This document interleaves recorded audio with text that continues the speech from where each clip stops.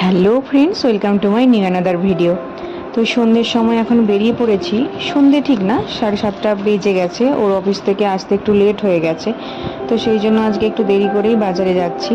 বাবা বলে চল একটু বাজার থেকে ঘুরে আসি, তাই তিনজন মিলে বেরিয়ে পড়লাম। তারপর বাজারে আসার পর বাবা বলছে চল সবজি মার্কেটে যাই, একটু দেখে আসি।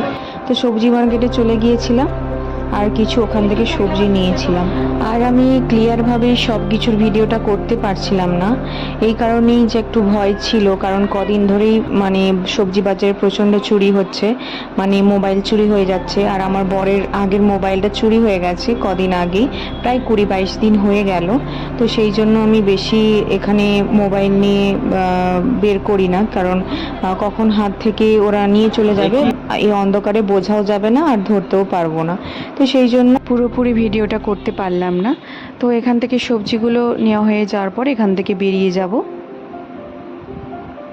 অন্যদিন দেরি করে এলে সবজিগুলো অ্যাভেলেবেল থাকে না, কিন্তু আজকে অনেকটাই অ্যাভেলেবেল দেখতে পাচ্ছি। কারণ কি, অনেক সময় আমাদের দেরি হয়ে যায় বাজারে আসতে, তখন অনেক সবজিই থাকে না। তো যাই হোক, আজকে প্রায় অনেকই দেখতে পাচ্ছি। তো এরপর একটা দোকানে চলে যাব। তো দোকানে এসেছিলাম মিষ্টি কিনতে, তারপর মিষ্টি কেনা হয়ে গিয়েছিল।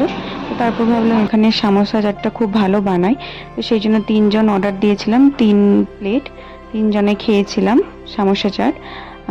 সামোসাটা খুব ভালো ছিল খেতে, কিন্তু ঘুগনির যে চাটটা বানিয়ে দিয়েছিল, ঘুগনিটা খুব একটা ভালো লাগছিল না। আর তারপর ওখান থেকে বেরিয়ে 3জনের 3টে আইসক্রিম নিয়ে নিয়েছি।